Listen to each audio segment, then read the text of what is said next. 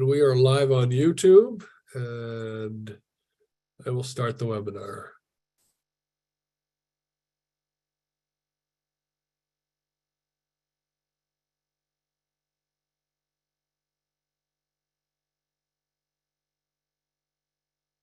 All right, good evening, everybody. This is the Renters Alliance Renter Town Hall. We're just getting started. Welcome.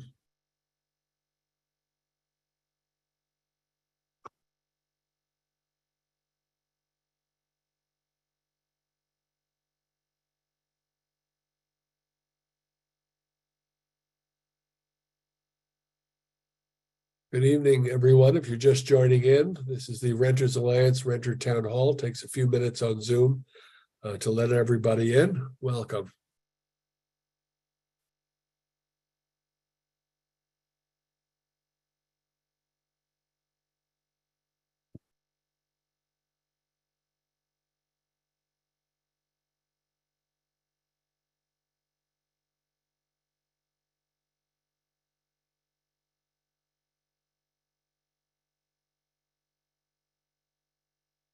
You're just joining us. This is the Renters Alliance Renter Town Hall. Takes a few minutes on Zoom to let everybody in the room. But welcome to those who've come already.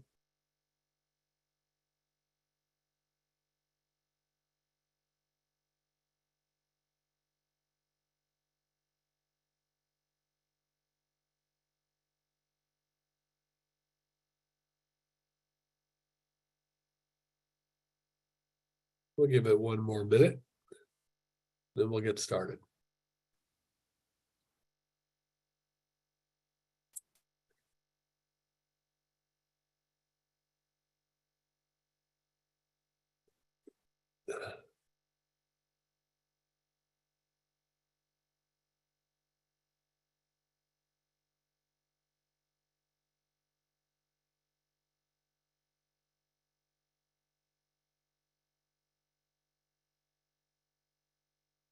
Give it just another 30 seconds and we'll get started.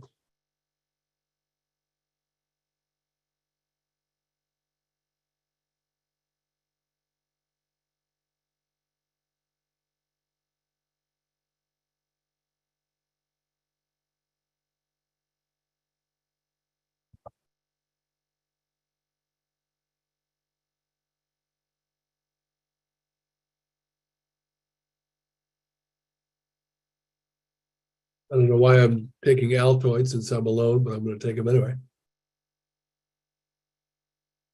For the rush, the curiously strong.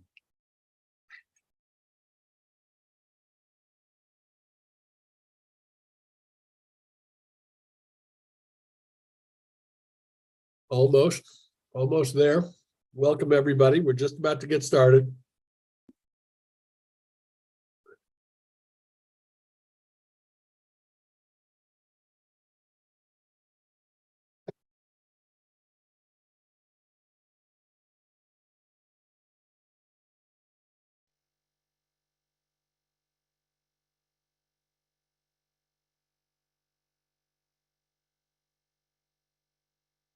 There it is, waiting for the magic number. All right.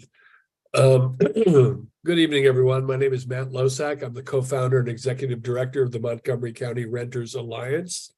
With us this evening are Renters Alliance staff members, David Mullins, Emily Towie, Malek Demir, and Pat Beckham. And our special guest tonight is the manager of the Office of Landlord and Tenant Affairs, Nicole Katravanos, who will be giving us a run-through of the just enacted rent stabilization legislation that was signed into law by the county executive, Mark Elrich, last Monday. There's a lot to unpack in that legislation, and we're going to try to walk through slowly and steadily. Moderating tonight will be David Mullins on our staff. I'm a little under the weather, have been for a while. There's a flu going around for those of you who don't know. Two of us have gotten it and we're recovering from it, and I hope all of you will be careful. We thought COVID was bad. This flu is pretty good too. Let me say a couple of things about where we are right now. The Renters Alliance was formed at the recommendation of the Tenants Work Group back in 2010.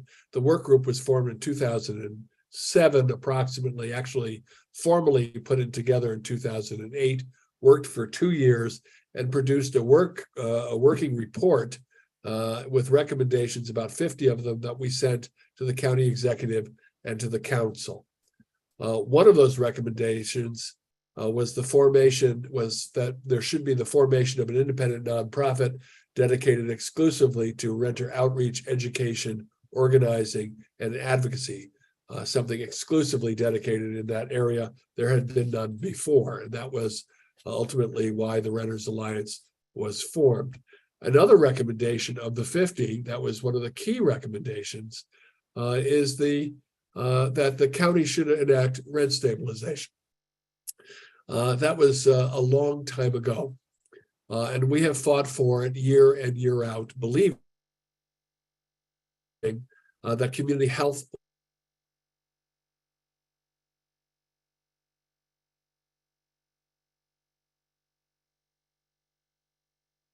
Oh, I think Matt might have lost the connection. Hold on. Almost here. If we don't get him back in a second here, I think I can pick up where he was headed, because it has been a long time since before 2010. And I think he was probably about to touch on where the conversation was pretty much non-existent at the council at that time, from what I understand from him and the partners that were leading that charge at the time. But I know we are just okay. I think hopefully we didn't lose our attendees. He was the host, so we might have lost the recording for a minute, but I think our attendees are still with us, and hopefully Matt will be able to rejoin. But again, it's been, I mean, Matt's broader point, it's been a long road, and it was again, I think where a lot of people that I talk to that have been in this fight for a long time are still processing, on many levels what, oh good, the attendees are still here, thank you, Candace, are still processing on many levels what was passed. And one of those levels being the technical one that I think that we're hoping to address today, which is that just also what was passed and what is it going to mean practically for renters in going forward. And I know, Nicole, I'm sure you're getting a lot of questions about this already. I know we are too, and there's a lot of excitement, and that's manifesting definitely in these kind of questions about implementation and things now. So if it's okay with you, I think we can go ahead and kind of transition to that. Were you gonna walk us kind of through just the general framework, and then maybe we can monitor what some of the questions are. We can let you know what we've been hearing as questions. Is that all right with you? Sounds good. Thank you, David. Good evening, everybody. Thank you for being here. Nicole Catravanos, I'm the manager at the Office of Landlord Tenant Affairs, and I worked closely with Director Scott Bruton, the director of DHCA, in providing support to council during the process of drafting this bill. So my goal today is to go through the bill, every paragraph of the bill, go through it, explain its applicability and where we are right now, discuss a little bit about what the timeline is going to look like in the next few months, and answer questions that the public may have. Before we do that, I think it's important to talk about some general subject matters pertaining to this bill. First and foremost, this bill will not take effect until the regulations are presented to council and passed. DHCA, the Department of Housing and Community Affairs, is responsible for drafting the regulations. We are currently in that process. We have 3 months from the date that the county executive signed the bill on Monday to provide those regulations to council.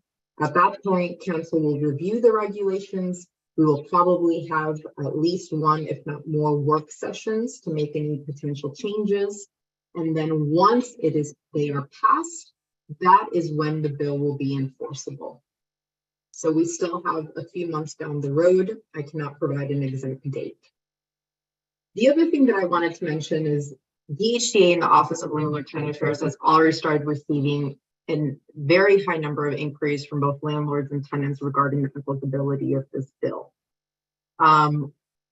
We are in the process, the department is in the process of creating a rent stabilization office. This office, similar to the Office of Landlord Tenant Affairs, will have individuals well-versed on the ins and outs of the bills, the regulations, and the procedures of the department to be able to answer all the questions that you will have moving forward. In the meantime, the department is here to provide assistance, but it will be limited until those regulations are passed. But I wanted to reiterate with everyone that an entire office within the Department of Housing will be established for the implementation of this bill to provide orientation and information to landlords and tenants about the bill and to essentially implement the bill. So there's a lot that's going to be happening at DHCA in the next few months with this bill and the regulations are written. So that said, I'm going to go through every single paragraph of the bill and I will try to explain its applicability based on where we are today. Okay. As all of you know, this bill essentially creates a cap for rent increases.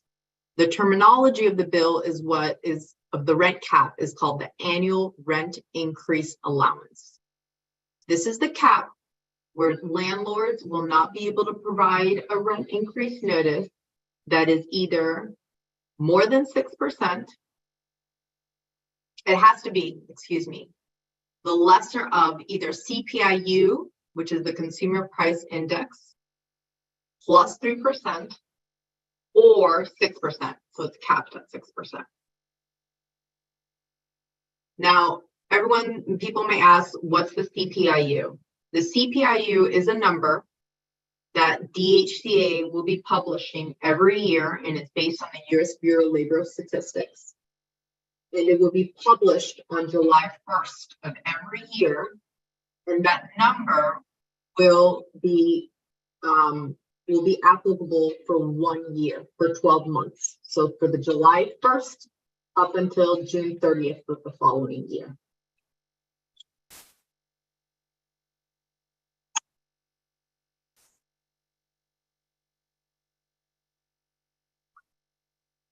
As far as the applicability of the rent increase, council did something very important. And it wasn't necessarily expected, and it ended up being solidified in the bill. And that is that the rent increase cap is going to run with the unit. What I mean by that is that when a tenant moves out and there is a new tenant that moves in, the rent cap is going to be applicable based on the lease of the old tenant. So the rent cap is not going to run with the tenant, it's going to run with the unit. For that reason, the bill states that upon the lease renewal or new lease agreement, the rent needs to be capped. And it's capped based on the base rent plus the allowable rent increase, which we just discussed, is a CPIU plus 3 or at a cap of 6%, plus any banked amount which can't exceed 10% of the base rent. So at this point, we haven't discussed what banked amount is. The term banking is basically something that council decided to include in the bill so that landlords don't have the incentive of increasing the rent every single year as high as allowed by the allowable rent increase. So I will give an example. The rent every year, the landlord can't provide a rent increase more than 6%, right? It's a CPIU plus 3. And if the CPIU plus 3 is, let's say, at 8%, it's capped at 6. So if the CPIU plus 3 is 5%, then the total allowable amount for that year is a 5% increase. If, for example, a landlord has a tenant who has a set source of income, and they've been a very good tenant, they may not want to increase the rent every year up to the allowable amount because they know that their tenant wouldn't be able to afford it. So what they can do is, if the CPIU +3 is at 5%, for example, they can choose to increase the rent every year, only 2%, and bank 3% every single year. And then when that tenant moves out and a new tenant moves in, they can add that banked percentage, not to exceed, not the percentage, the banked amount in dollars, not to exceed 10% of the base rent to the new tenant.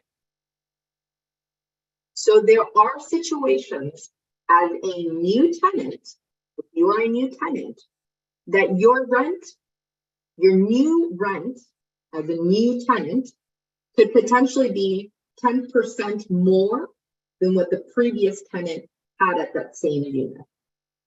But then just to clarify, what you're saying is that for someone, an existing tenant, that's not possible. 6% is the always cap for, and that's only upon someone leaving? No, it is also possible for an existing tenant. So the banked amount can be used at any, for any increase at any time? Correct. Gotcha. It can be used for an existing tenant or it can be used for a new tenant.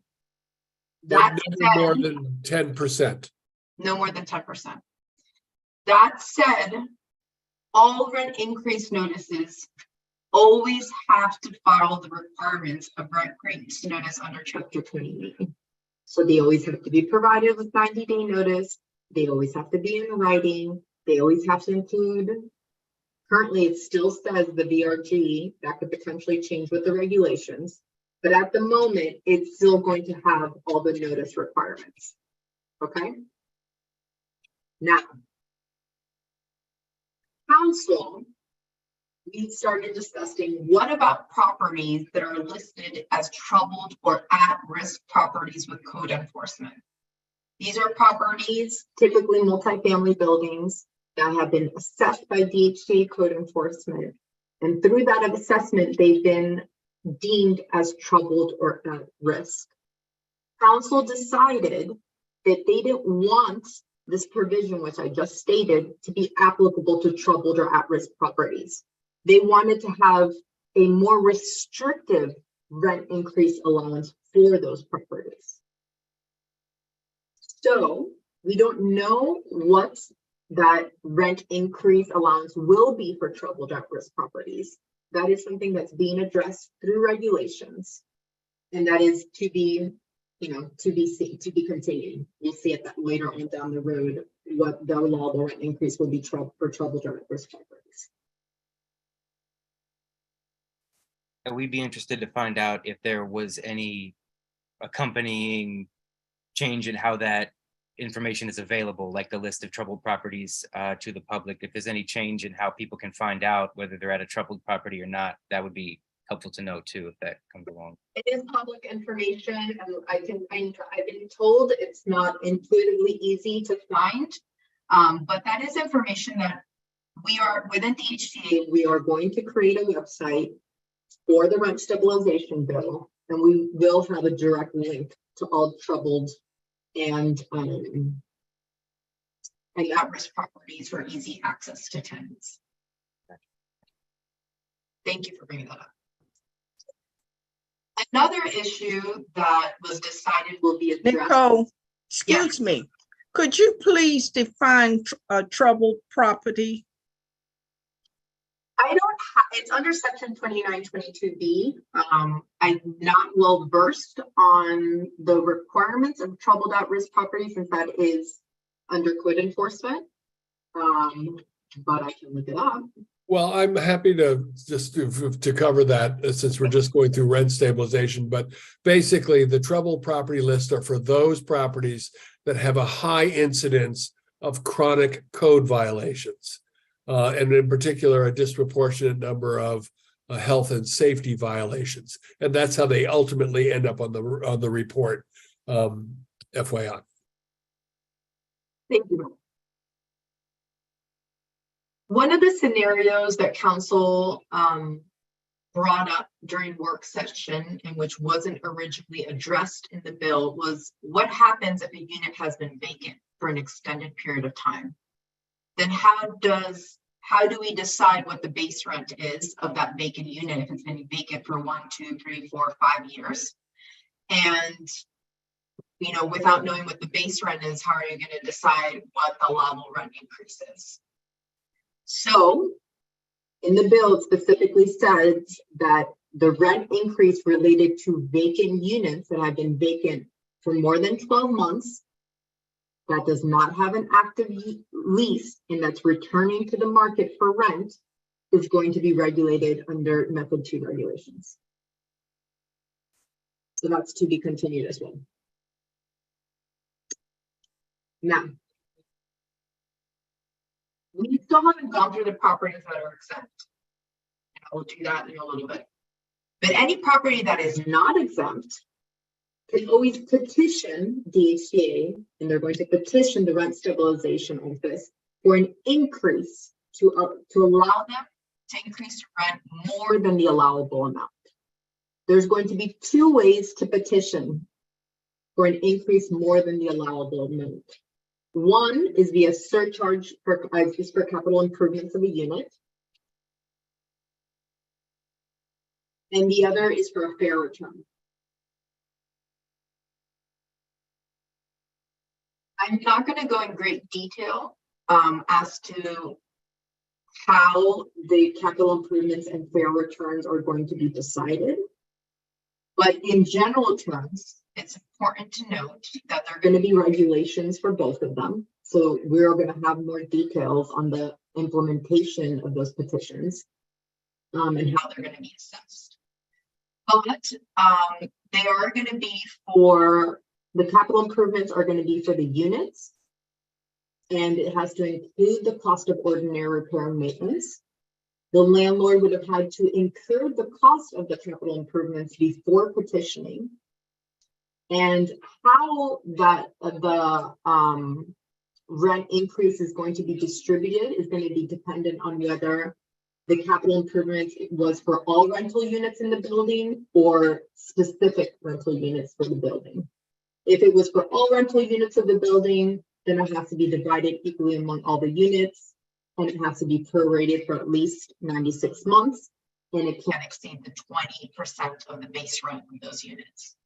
Meanwhile, if the capital improvements are only for some of the units in the building, then it has to be divided among the affected units.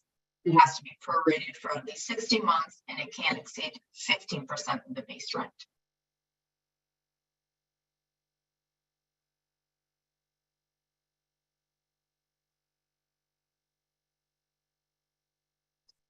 Okay, as far as fair return, again, Method 2 regulations need to be adopted. That's going to provide more detail on this petition process. The main determination is that the director has to find that the increase is necessary in order to obtain a fair return on the regulated unit.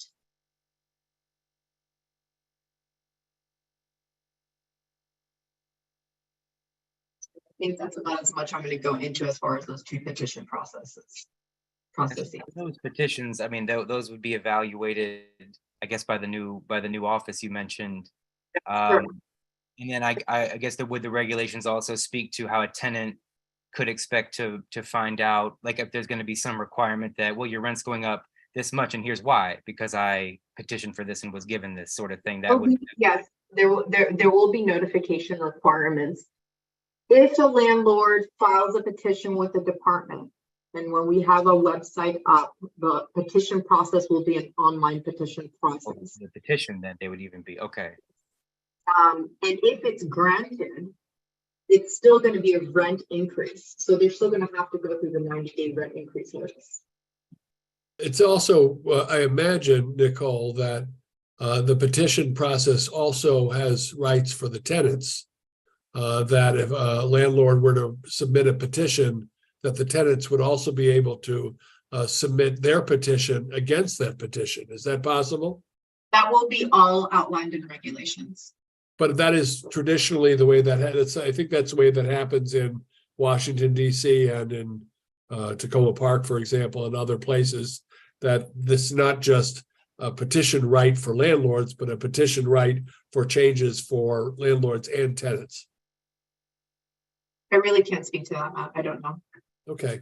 I don't know if the regulations are gonna allow for tenants to Object? object. Yeah. Well, I hope it does. We hope to be involved in that. I certainly think, as one of the tenants online said, that she was concerned that the petition process for the landlords was lenient to the landlord and allowed the landlord to get around the intent of the law. And obviously, if it's a legitimate petition, then we expect it might get approved. But if there are other issues, then the tenants who are most impacted should also have a voice. But I know you can't speak to that right now. Thank you. Now, as far as properties that are exempt, which means this entire bill does not apply to them. There are 13 exemptions. I think the most important ones to note are rental units that are owned by a landlord that have 2 or fewer rental units in the county and that are owned by a natural person, a trust, or an estate of a descendant. So if you rent a single family home, for example, and the owner of your property that you're renting from only owns 1 or 2 properties, and if you receive a rent increase notice, it will not be applicable to this bill. What if you're a landlord that owns 10 single-family homes? It is applicable. So only if you own or are licensing, own the 2 licensed apartments or fewer. Correct. I'd like to point out that the Renters Alliance objected to that provision strongly, believing that all landlords should be equally responsible for stable, affordable, quality housing and should put in their rent, like all landlords, a margin for profit and a margin for overhead. But the council did not see it that way. The other very important exception is any unit that's located in a building that has been substantially renovated and where the renovation has occurred within the past 23 years. And the building cannot be in violation of code and landlord tenant laws, which is chapter 826 and 29. Okay. In addition, if you are a tenant residing in an MPDU property or an owner-occupied group house or in some type of facility that provides medical care, nursing home, assisted living facility, then this will apply to you as well. Accessory dwelling units are exempt as well. A number of other ones as well. I can go through all of them if you'd like. I don't think it's necessarily. We had one question earlier, just a minute ago, about whether a month-to-month lease would be exempt or whether the cap would apply to that. Month-to-month lease is not exempt just because it's in. Okay, so that would Any new constructed units that have been offered for rent for less than 23 years. Oh, great. So, okay, so the question, we had a question, what about month to month? Does a 6% cap apply? Yes, then. Thank you to that person. And you had a question about banking too. I didn't. Assuming, of course, that the property is not exempt, that, the month to month isn't owned by a single family, by an individual that owns 2 or less properties, but just because it's a month to month doesn't make it exempt. Right. Well, one of the other exemptions could apply. Gotcha. And then, yeah, we had a question on the banking, just someone confirming that no one would have an opportunity to bank anything for at least a year. So none of that could happen until someone has for this until the second year, like a landlord would have to have not raised the rent for 1 year. You cannot apply a bank until a whole year has passed. That was that's all there. Those of you who are tossing around MPDU, that stands for Moderately Priced Dwelling Unit Program. And Montgomery County has information on those available units for renters and the Moderately Priced Dwelling Unit Program for purchase on its website. If one of you, my staff, could put that up, that would be helpful.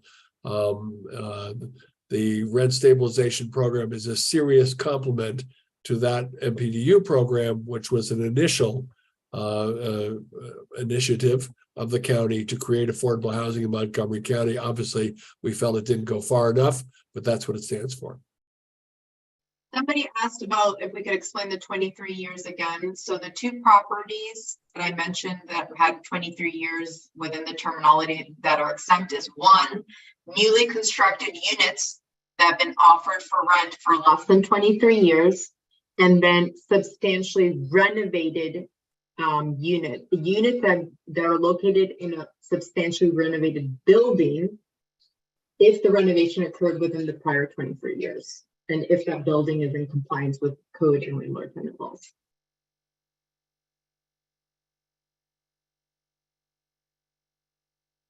Another issue that came up in council are fees.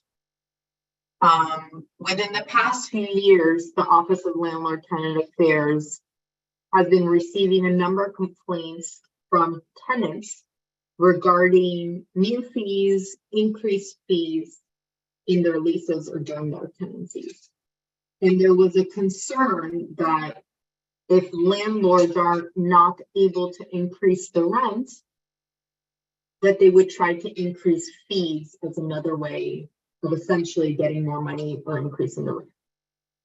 So as a result of that, they put in their bill that there has to be some type of fee regulation.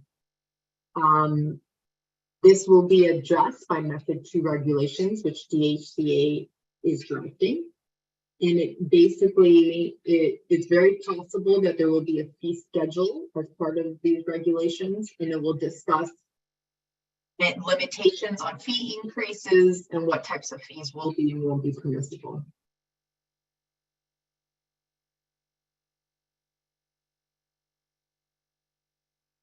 Now, in the bill, there was a discussion of data.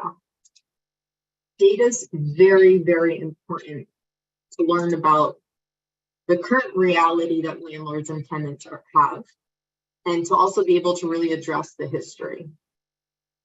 As a result of that, there was a requirement here for rent increase notification reporting. Currently, landlords are already required by Chapter 29 to conduct a landlord survey once a year. And the idea is that through that process, DHCA is going to include more information so that landlords will have to provide a little bit more detailed information, ideally live, when they provide rent increases. And this information will be open to the public and easily accessible on the new rent stabilization DHCA website, so that tenants can see the history of the rents for their units, or for new tenants to be able to see the history of a rent of a unit that they're interested in applying for.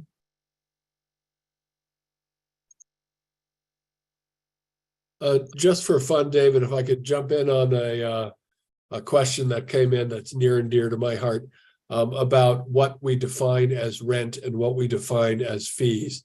The Renters Alliance has taken a very strong position that rent is the payment that one makes on a monthly basis that is a stable amount that is paid for your abode and your abode only, your home only. Nicole, jump in if I'm getting the definition wrong in any way. And that fees like utilities or amenities or parking are separate from rent.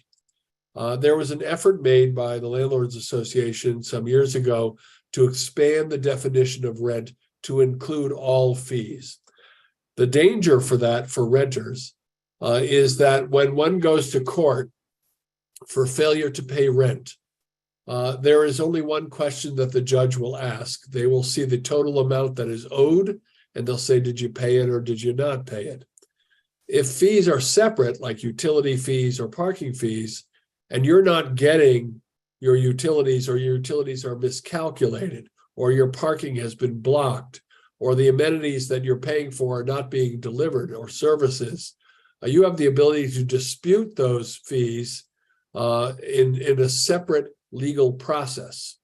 If they were all lumped into rent, you would not be able to dispute those fees individually, unless the landlord included all of those services in your rent, which they don't want to do because many of those services and fees are variable. Your utilities are different month to month. And so they can't charge one fee alone, one rent alone, and include it. That's why many landlords have separated out utilities fees or separated out parking fees and so on. So rent and fees are separate in the law unless they are specifically included in your lease as part of the rent. Is that fair, Nicole?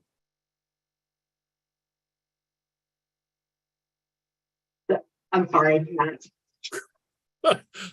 She ignored me again. Am I in the ballpark on what I just said, or should I repeat the difference between rent and fees? No. I heard, and yes, there is a difference. I know that it's important to always be able to identify that difference. I was looking at the definitions in the bill regarding base rent, because that is what the rent increase notices are going to be based out of. That's why I got a little distracted. And I think it's important that landlords and tenants be aware that the base rent specifically stated as exclusive of any rental discounts, incentives, concessions, or credits that are offered by landlords, accepted by the tenants, and itemized in the lease separate from the rent. And I want to get back to this because I was speaking with somebody the other day, and I think that tenants may get confused on the base rent, specifically when there are concessions. But the fact that this provision regarding fees is in the bill reinforces what you're saying, Matt, as far as the necessity to be able to distinguish between the rent and the fees. And this, I think it's a very big deal that this is in the bill. And somebody mentioned that their fees are not. It will be a very big protection for tenants. Somebody mentioned in the chat that their fees are not enumerated. You shouldn't be paying anything that you don't know what it's for. So if that's an issue, please bring it to our attention, and if necessary, we'll guide you to landlord tenant to make a complaint. But you should not be receiving any mystery bills. Yeah, clear ledger should be available to you upon request for sure. We had two related questions I was trying to ask you kind of together, which was, one was a lot of concern about the run up to this, to implementation and things, and what kind of increases people might see in that. And someone else just had a straight up question about, we just signed a lease with an increase. And so, is there what folks that are currently seeing this and in the run up, is there anything you can tell them? Or so that leads us to the last portion of the bill, which is section 3 and section 4 of the bill, labeled rent increase notices transitions. And we've received a lot of inquiries from landlords and tenants asking this, and from landlords wanting to make sure that if they're providing rent increases now, or if they're going to take effect, they can figure out what would be the correct allowable amount, so that they don't have to then either void them or amend them. So let's discuss that. The terminology can be, I can read the bill and then explain it in lay terms. It says, if a landlord notifies a tenant prior to the effective date of this act and prior to the effective date of Method 2 regulations of a rent increase for a regulated unit that would occur after the effective date of the act and the regulations, then the rent increase can't occur unless it's equal to or less than the CPIU plus 3 or 6%. And in that situation, then the notice has to be void or it needs to be modified. So what does that mean? Any rent increase notice that takes effect after method 2 regulations have been passed will be limited to the allowable amount.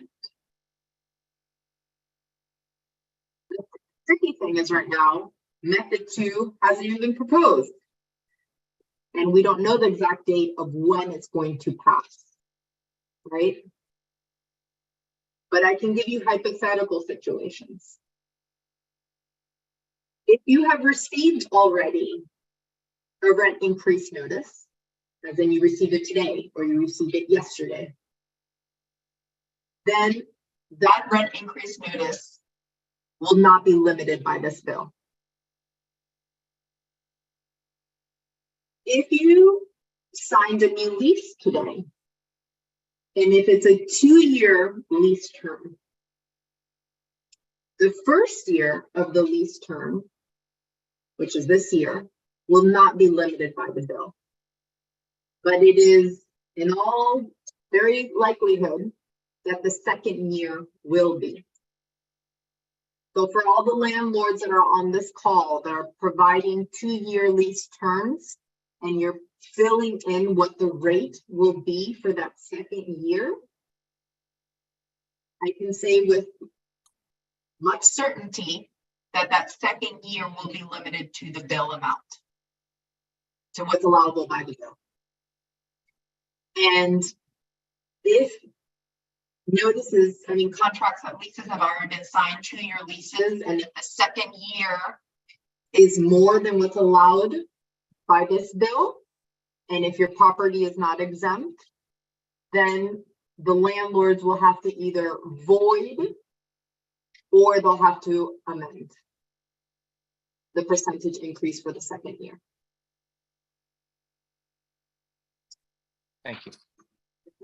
I think that's and I just want to acknowledge though, with what Nicole just said, that I'm still seeing, the high increases people are dropping in the chat that are happening right now.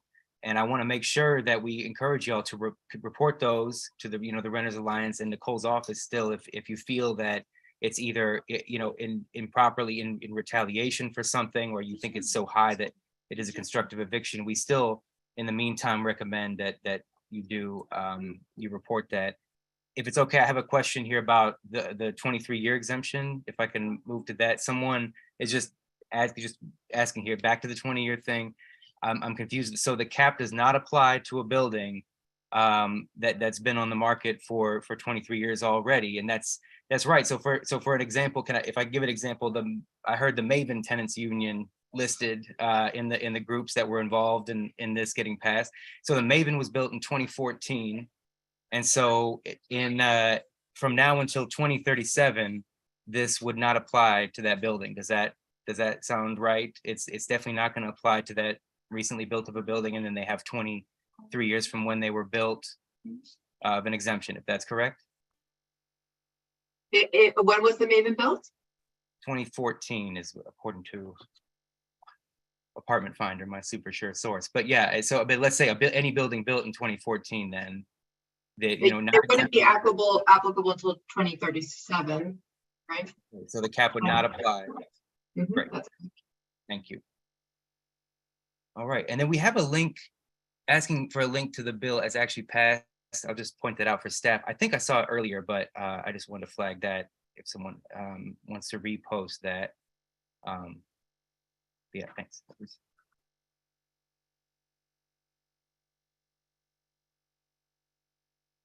So now, Nicole, did you have any, were you, after you ran through the exemptions, were there any other just fundamentals of the bill that you were looking to walk us through, or should we? I wanted to mention, and this is going back to the base rent and concessions. I can foresee tenants being confused as to what the base rent is if they've had a concession. Because my understanding is that, Let's say a landlord, and please correct me if I'm not very well versed on this terminology and I'm not using it correctly. But let's say a landlord says, okay, your rent is 2,000, let's say you get a lease and your rent is $2,000 a month. But you're going to get the first month free. It's not, the tenant still has to pay rent the first month, right? But they divide the 2,000 by 12 and they reduce the payments by that every month. So the tenant may think that their base rent is less than 2,000 a month because they're paying less than $2,000 a month, but their base rent is actually $2,000 a month. So Nicole, my understanding with that would need to be spelled out in the lease. Because we've seen other concessions that, for example, if you sign a 2-year lease when you first move in, we're only going to charge you $1,500 a month for the first year, which is below market or whatever. That's the discount concession. So I guess the word concession is how that operates given each individual tenancy. It could be different per tenancy. Some might give you a first month free that's spread out over 12 months. Some might give you the first month's free period. Right. And then charge you the full amount for the next 11 months. Some could give you a discounted first year or 6 months at a lower rate and then raise it. But I imagine the requirement for what base rent would be has to be spelled out in the lease. No, it doesn't necessarily. And that is, I think that's it's very important that both landlords and tenants are aware of what their base rent means for this bill. Because like a lease Can say this is what your base rent is, but we're not going to use the definition of the lease. We're going to use the definition that's listed on this bill. So On the what? Sorry, on the what? On the bill. The bill has a list of definitions before it goes into each provision, right? And so in the bill, it defines base rent to exclude any rental discounts or concessions. Is the term special? Some landlords have a special. Would that apply here to this rule? Yes, okay. Is it possible, Nicole? special is excluded. The base rent is not going to include any specials. It's not going to include any concessions. It's not going to include any type of discount. Is the regulatory process going to address that a little bit more to No. flesh it out? No. That's clearly defined and it's not subject to regulations. Noted. So I just want to reiterate to everybody, thank you for being here. I will, as if, Renters Alliance, if you see that there's a continued need for DHC's presence at these town halls to continue clarifying the rent stabilization bill, we will be happy to be here in this venue.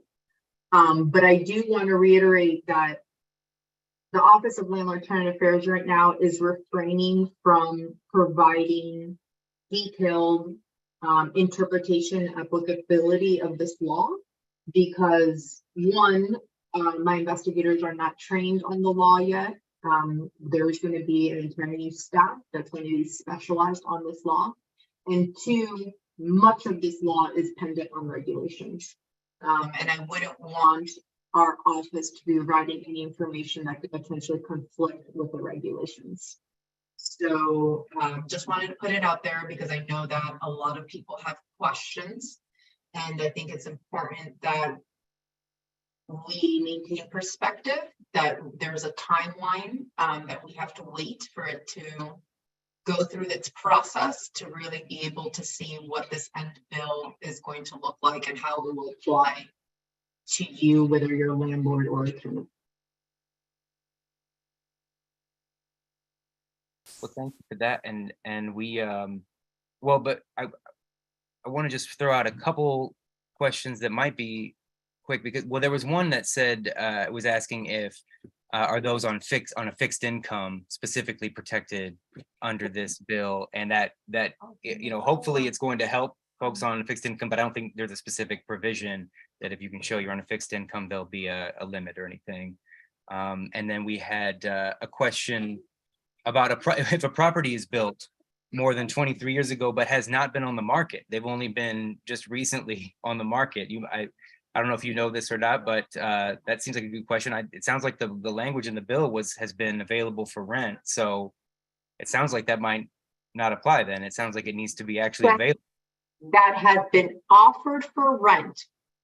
A newly constructed unit that has been offered for rent for less than 23 years. Right. So that's. Well, the definition of offered for rent, does that clock start ticking when it has been licensed for rent or advertised for rent? How does offered for rent get defined? It's not outlined here. I don't know typically how landlords or property management companies go about offering, marketing a space for rent. I believe licensing sounds like a reasonable way to be able to determine that, but I think that's something that the department's going to have to look into as far as interpretation.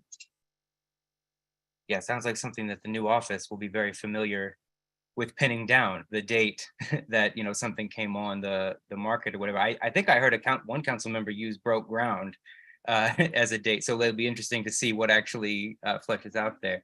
I'm trying to, fellow staff, are there any questions that you want to throw out? I'm going to scroll back through and see if there's any for Nicole that we've missed here. I think Nicole might be able to address this one. So when utilities aren't charged separately and they're not metered, tenants want to know what kind of proof does the landlord need to provide to the tenants to explain that, to explain the fees. We're referring RUBS. We're talking RUBS. Well, RUBS is one of them. Yeah, that's what I'm familiar with. For me, when I dealt with that, it was square footage plus the number of people on the lease, and it was divided up that way. What I will say is this: if anybody as a tenant is having difficulty with their landlord as far as getting documentation of how much is being, what the charges are and how it's being distributed, just file a complaint with our office and we can help obtain that documentation for you. Right. But do ask your landlord or property manager first. If you That's why I said, if you're having difficulty obtaining that information from your landlord, then reach out to us. But yes, obviously go to your landlord and ask them for it first.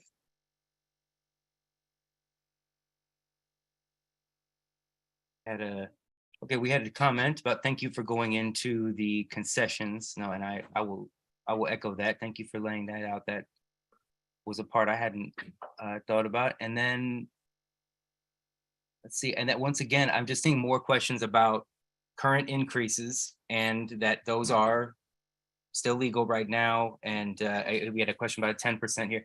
But again, these are very situation specific. The Renters Alliance, wants to hear, from you if you're having trouble getting speaking with your property manager about this or want to speak. And they, but yeah, this is not in effect. I want to reiterate that because we keep seeing that question. Thank you, Emily, for putting our, contact info in there. Please reach out for, follow-ups about this. But then we had some other questions that were unrelated to this. So I want to give staff one more time to chime in if there's any. Are y'all seeing anything related to this bill that we want to ask before there's some kind of general code and landlord tenant questions that we can shift to if you think we're done with this here.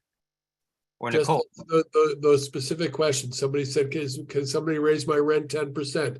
There is no rent stabilization in effect right now.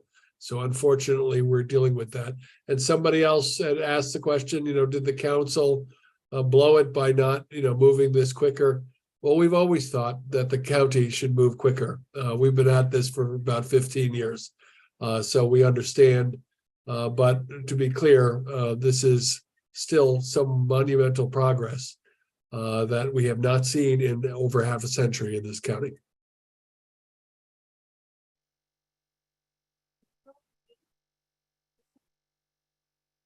Well, then the only other questions I saw were related to actually questions upon move out, like responsibilities of the landlord and tenant upon moving out, you know, whether wear and tear can be taken out of a deposit. And I feel like, Matt, are you?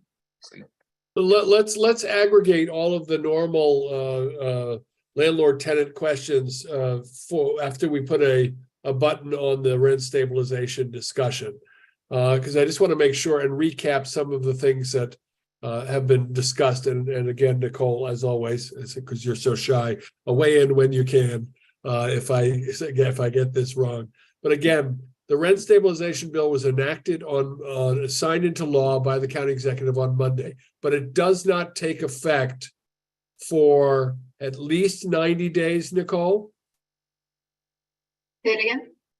The law does not take effect for 90 days. Is that correct? The bill that we're talking about? Any legislation passed in Montgomery County takes 90 days from the time it's signed into law. So that's the first piece. The second piece is that there's another 90 day that there's a regulatory piece that could take several more months. So when does this bill have teeth? DHCA has to provide the regulations within 90 days that the county exec signed, right? And then after that, it needs to be proposed to council. So the bill may not actually have teeth, legal enforcement teeth, for at least 90 days, could be upwards of 6 months. Is that correct? That is correct. Okay, so keep that in mind. Right now, we still don't have rent stabilization.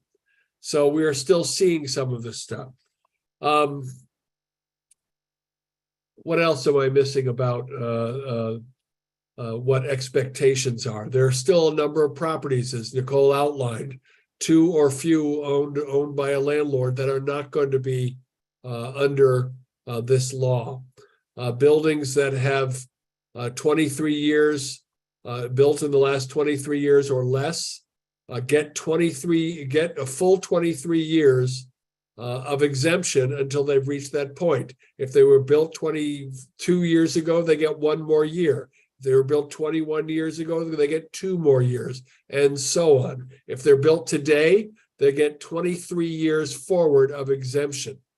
That's a lot of people. I want to point out the Renters Alliance. While we have always believed, I think this is where I cut out, well, where the Russians cut me off. I think the Renters Alliance believes that a landlord and an investor has every right to get a return on their investment and to make some profit. So there is a period of time that seems very reasonable for any investor, any developer to get their money back. The 23 years seemed arbitrary to us. So we fought that, but we did not win. So 23 years is what it is. So a lot of people are still not going to be covered in Montgomery County by this legislation. However, it really is significant. Just to underscore, I think Councilmember Luedtke, when she was discussing this, mentioned that 77% would still be covered. So that means that 23% of rental units are going to be exempt through this 23-year exemption. So it is definitely significant. And maybe even higher than 23%. I believe that I had heard that a quarter or more of the buildings in the county are going to be exempt for a period of time. So we'll find out more about that as we study the implications and impact of the legislation. Obviously, there were 2 bills when we started this, the Home Act and the anti-rent gouging bill. The Home Act was the most restrictive and supportive of renters, had originally started with a 3% rent increase cap.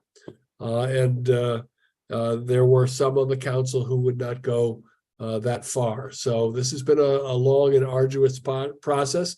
It's not over yet. The Renters Alliance is still going to advocate for improvements. Somebody also said that, and there are studies out there that address this, but that now the landlords the developers aren't going to build anymore. They're all going to pick up their marbles and move to other places and so on. We don't believe that's going to happen. And we have the Joint Center for Housing Studies at Harvard University, the Office of Legislative Oversight's report itself from Montgomery County looked into other regions similar to Montgomery County and their histories that have rent stabilization and have shown that housing development remains very strong. And so the question is why? Well, because in Montgomery County, this is a high income, profitable area to have rental housing. And where there's money to be made, people will continue to invest. Now, there are other issues that affect whether somebody's going to invest or not, including the availability of land. Everybody says, why aren't they building in Tacoma Park more housing? It's because of rent stabilization. No, it's because they don't want to tear down Congressman Jamie Raskin's house to build an apartment building. There's only so much land that can be used. The land that was available in the 60s and 70s is not necessarily available now. However, where there is land, we're seeing apartment buildings being built. And I expect, as the county executive said, we'll see more apartment buildings being built. Washington, D.C., which has had rent stabilization for decades, is the number 2 development urban area in the nation. And in good part because there's an exemption for new apartment buildings being built. And there are places in the country with no rent regulations at all and no rent stabilization, and they're not seeing any buildings being built. Why? Because nobody's making any money there, and there's people are out of work, and they have boarded up housing. We will discuss further some of these research studies that justify our belief that stabilizing rents is not harmful to the market. That the landlords will continue to make a fair return on their investment. And also we will continue to argue that the 6% cap does not go far enough, but that it is progress. So David, sorry to interrupt, but I felt like the Russians cut me off in the middle. So I thought I'd add my 2 cents. I wanted to, if the individual who was asking about RUBS and the required documentation that a landlord needs to provide a tenant, I went through the law and I just wanted to give you a more specific answer since I know I just deferred to filing a complaint. It's important for the tenant to provide a written request for the documentation. And by law, under RUBS, the landlord needs to provide within 10 days all the bills from WSSC within the past 2 years, an explanation of the formula the landlord has used to calculate the bills, the total amount billed to all tenants each month, the total revenues collected from tenants each month to pay for the water and sewer utility services, and any other information necessary for a tenant to calculate and verify a water and sewer bill. So if you're interested in doing that, put it in writing, wait 10 days, communicate with your landlord, and if they're not being responsive, then please move forward and file a complaint with our office so we can facilitate that documentation for you. I did want to drop in one thing that I don't think was mentioned, which is that this won't apply in the municipalities of Gaithersburg and Rockville, even once it goes into effect. And so their respective councils would need to pass their own legislation. This will not affect. And that came to mind because I was just going to ask you, with that RUBS breakdown you just did, would people in Rockville and Gaithersburg still, if they're having trouble getting that from their landlord, would they need to go to their city for that, do you know, or would they go to y'all for that? I believe they still go to the city. I don't think that I'm not sure. I don't want to say with 100% certainty that they haven't incorporated it. But you can reach out to us. We can confirm with you via the phone if you'd like to call 311 and ask Volta, or you can reach out directly to the municipality.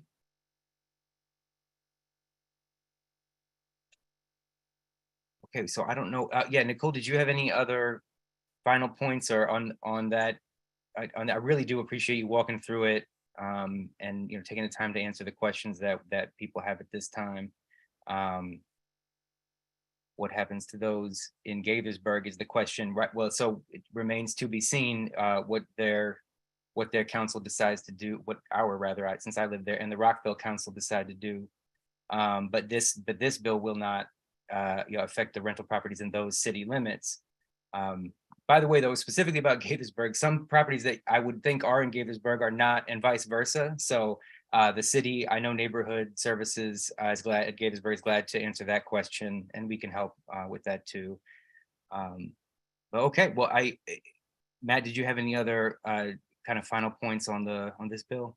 I don't know, except for thank you for mentioning Gaithersburg and Rockville. We will be working with the Gaithersburg City Council and Mayor to address their issues with rent stabilization. It is the Renters Alliance belief that we want to see some homogenization of the law in the of rent landlord tenant protections in all of the municipalities, so we can stop with does this apply in Montgomery County and does it apply in Gaithersburg? It's time to get everybody on the same page. And Gaithersburg has been vocal in opposition, its mayor and council, to rent stabilization. Now that it's passed, and we attended a packed session of the council 2 weeks ago, which I believe surprised the council how much intense concern there was by renters in Gaithersburg on this issue, that we're hoping that they will revisit the issue and begin considering what protections their more than half of the 68,000 residents who live in Gaithersburg, who live in rental housing, care about this issue. So we hope to see a little bit more activity in that regard. No, David, I think we ought to go to the bread and butter issues that renters are raising. Okay, I still think I only see that one question from before about whether, wear and tear should be taken out of your deposit when you move out. And then I think there's another question about whether a landlord needs to wash walls upon move out. Maybe that means someone moving in is going to take account of that. We have a really wonderful detailed manual at the Office of Landlord Tenant Affairs. You can find it on our website. You can email us, we can mail it to you, that outlines what exactly wear and tear is. And it addresses all different types of details in an apartment or a home with respect to wear and tear. So I highly, for that tenant who's asking the wear and tear question, please go onto our website.